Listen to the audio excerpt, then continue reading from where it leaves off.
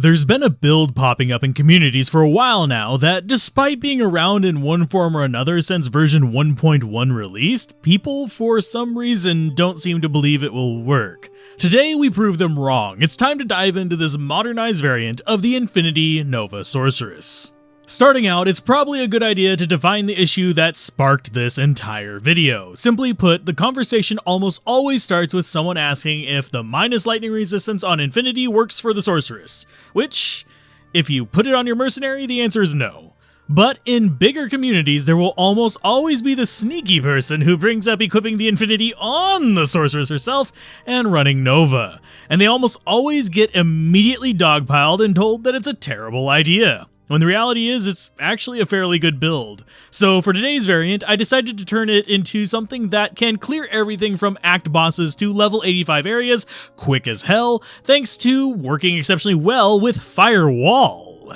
Skill-wise, our main focus should be fairly obvious after that, Max Nova and Max Firewall, but why we choose these two together instead of, say, Nova and Blizzard or Nova and Orb may not be as clear. The main reason is, with Nova, we burn through mana like crazy, so investing in warmth is not a bad idea, even with a meditation mercenary. And thanks to the investment, we immediately have a fairly large synergy for Firewall right off the bat. In addition to that, Firewall is also an exceptionally good answer to one of Nova's weaknesses, and that is boss killing speed, since it can stack on the damage to these larger targets much quicker and cheaper than spamming Nova, while Nova is better for killing swarms of mobile enemies. And another plus is you'll have plenty of spare points to cover all of your 1-point wonders, and then some after maxing Nova, Firewall, Warmth, and both masteries. It is worth noting that I am saving the ice armors for later level, since you're only going to be using them as supplementary items rather than a necessity, at least for me, but they are a good option still.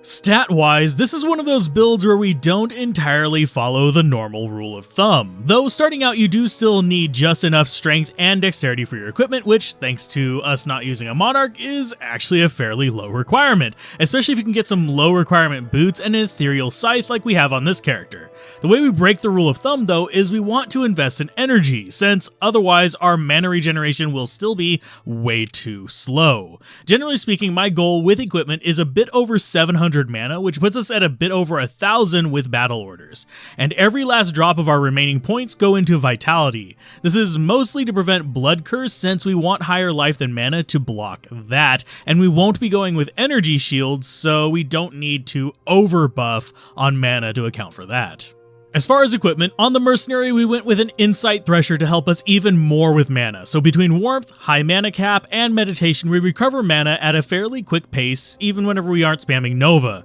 minimizing our cooldown time and even getting us back on track while teleporting. As far as his aura, I'm actually using a Prayer Mercenary since we'll be in the thick of battle a lot. This helps keep our life recovering quickly as well, thanks to double dipping of Meditation and Prayer being simultaneously active. On ourselves, we have an odd mix of super expensive and bargain bin gear that all works together to reach one goal: casting Nova as fast as possible without running out of mana. And obviously it also helps us butcher enemy lightning resist, but that's kind of the goal of the build in general, and combined with the natural plus skills from all of this, things die exceptionally quick. On the expensive end, we do have a few things: the Infinity Scythe, which is the basis of the build since it provides us with level 12 conviction and a massive reduction to enemy lightning resist, as well as a few other nice perks like Magic Find and Vitality. We also have Griffin's Eye, which does much the same for the lightning resist, but gives us plus skills and faster cast rate as the nice perks instead, rather than all that other stuff.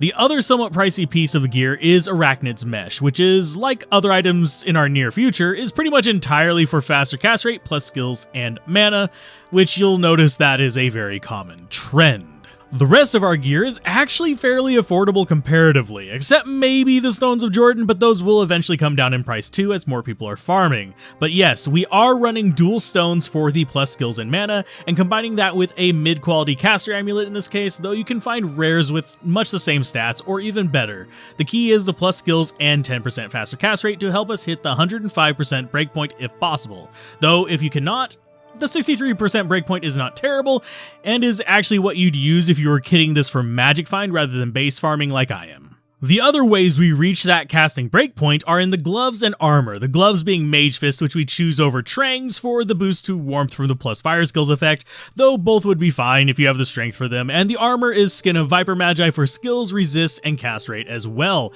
If you want to go lower cast rate and use Chains of Honor or Enigma, that is fine, though I would not recommend dropping below 63% faster cast rate, for your breakpoint at least, since you will lose an action frame by doing so keep that in mind whenever you are choosing what to sacrifice for Magic Find or other kind of effects. As far as boots, these made me bump up my strength a bit because I got tired of searching through my rare pool, so just grabbed some boots out of the crafting video stock that I knew I had, and they had some good resist and faster run walk. This is the main reason I went for them. There are plenty of options here, with War Travelers being good for Magic Find and a plethora of resist or stat options floating around in both rares and uniques across the board. As far as charms, lightning skill charms do help, and you generally won't need fire skill charms to make Firewall good enough for bosses. But even if you don't have any plus skill charms, this build can do okay, using charms for Magic Find in lower player counts. Only time you'd need to load up like we have on this character is if you're doing higher player counts and still want to maintain that reaction lock that makes Nova quite as powerful as it is in this case.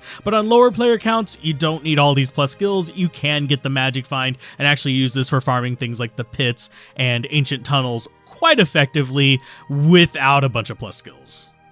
The main thing to keep in mind with this build is, while your damage may not look impressive on paper with Nova, especially not compared to the 5-digit damage of your Firewall, your Nova will almost always be the stronger option against non-boss enemies, thanks to your massive reduction in enemy lightning resist and their total life pools. This reduction often brings enemies to the lightning resist floor of negative 100% resistance to lightning, meaning you will be doing double the listed damage every attack, which increases your chance of causing a reaction lock, especially with faster casts. So, do you have a request for an odd or interesting build you'd like to see, or would you like to know why your build is not quite working how you'd want and how to make it function properly? Mention them down below, and if you provide a link to your build page on Maxroll, it may get added to a build testing list and critique series that I'm hoping to create in the near future. And as always, a special thanks to all the patrons, channel members, viewers, and commenters who make this content possible.